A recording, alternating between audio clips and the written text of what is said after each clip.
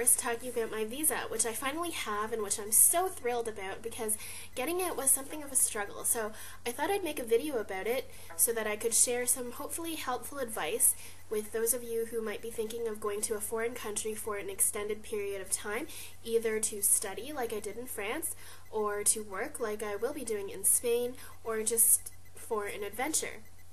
Now, I thought that it would be fairly easy getting a visa because I've done it before, and because both France and Spain belong to the I think it's called the Schengen visa agreement, and so I thought it'd be fairly similar because the requirements are virtually the same. Well, I was wrong, because apparently the rules required to apply for a Spanish visa are even more stringent than those for a French one, and I found it the hard way. Now, for any visa, when you apply, you need to present a huge list of documents, which include things such as a valid passport, of course, a photo, travel medical insurance, and all that. And so I printed out this huge long list, and I checked them off one by one as I got them. When I finally had everything I needed, I congratulated myself for being so well prepared, and I made my way down to the consulate. Well, when I got there, the lady seemed surprised that I wanted to apply for a visa. She was like, well, you need this and this and this and this, which I all had, because I guess she just kind of thought I was strolling in the neighborhood of the Spanish consulate one day and just decided to go in there for shits and giggles, because it's not a long and arduous process applying for a visa. Anyway, so she asked me for all of my documents, and I handed them in to her under the plexiglass one by one, and then she got to my actual application form, and she looked at it and she was like, no, señorita, this is not the form we use anymore. We use this one. And she slid another one into me. And so basically all of my paperwork was useless. And I told her, well, I got this form off of your website. And she goes, well, then it's not updated because it's not the form we use anymore. You need to fill that one in. And so I was like, okay, all right then, will you look at my other documents? And I slid them in, and then she got to my medical clearance letter. I had to go to my doctor and get him to write me a note saying that I am a healthy person and that I won't pose a huge burden on the Spanish healthcare system. And she looked at it and she was like, no, the size of this piece of paper is wrong. I shit you not, my friends, that's what she said to me. And of course the website said nothing. I mean, I went according to everything they said on the website, which was detailed enough as it was, and it said nothing about paper size, but apparently the size of my doctor's note was wrong. So I had to go back, and she was like, oh, well, you're going to have to fill in the new paperwork and come back another day. So it kind of took the wind out of my sails a little bit. But I went, gathered myself, and went about getting everything straightened up. Of course, the new form asked for 2 pieces of information that the old form doesn't ask for, and so I had to wait up and stay up until 3 a.m. in Toronto so that it would be 9 a.m. in Spain. That's when the offices of where I will be working open, so that I could call them and ask for this information. And then finally I had everything, went back. And on the day that I went back, the lady who was in charge of issuing visas was there. And I handed her everything. Everything looked good, and I thought, yes, I'm going to finally get my visa. And then she counted on her fingers, and she goes, señorita, you're going to be in Spain for 6 months and 12 days. And I go, yes. And then she was like, well, then do I give you the 6-month visa or the year-long one? And I go, the year-long one? And she was like, well, no, because then you would have to have $12,000 in your bank account, which you don't have. And I was like, of course I don't have 12,000 flippin' dollars in my bank account. So I was like, okay, then I'll get the 6-month one. She goes, no, it doesn't work that way, because you're going to be in Spain for longer than 6 months, so I can't give it to you.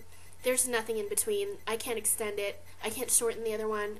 There's nothing I can do for you.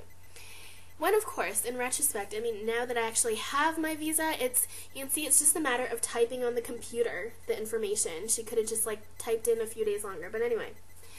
So she told me I'd have to get a bunch of stuff readjusted and to call back the company in Spain and get them to send me a new contract and get all the original signatures, blah, blah, blah. Thankfully, thanks to some quick thinking, I managed to resolve that problem. Quite proud of myself there.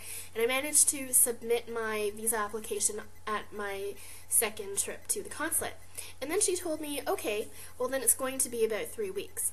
And I go, oh, so are you going to mail it to me? Because that's what the French consulate does in Toronto. And she goes, no. And she looked at me like I had 3 boobs or something. What do you mean I'm going to mail it to you? So I was like, well, how will I know when it's done? She's like, you're going to have to come again. And I thought, well, I work 7 days a week now. I can't just drop by downtown anytime to see if my visa's ready. So I asked if I could call in, and she said I could. So thankfully, I called in, and I was able to go when I knew for sure that my visa was ready. Having said that, I know another Canadian girl who's in Madrid right now doing an internship. She told me that she got hers after 4 days. So, just so you know, if they say, well, they tell you on the website that it takes 1 to 3 months to process a visa application, and then at the consulate they'll tell you that it takes 3 weeks, but really it might only take a few days. Now, what did I learn from all this? The first thing I learned is that you have to do it well in advance. Never cut it as short as I do, never cut it as close as I do, because don't do this, but I applied for my French visa a month before I was to leave for France, and applied for my Spanish visa just slightly short of 2 months before my departure date. So that's not good, because you never know how many times you're going to get sent back, because some consulates work that way. Just because they're in Canada doesn't mean they work the Canadian way, or the States, or wherever you're from. Secondly, if the visa you're applying for requires that you have proof of financial reliability, like you have to have a certain amount in your bank account, you might need time to earn that money. So as soon as you find out that you're going to get to go somewhere, work on it, try to apply as soon as you can, because it's really, really important.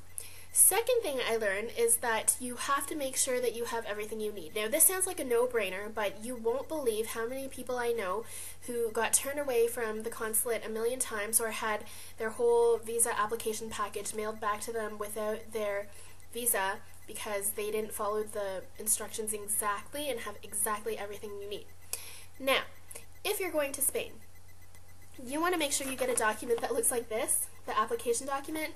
Don't get the one off of the website, because then you'll get turned away like I did.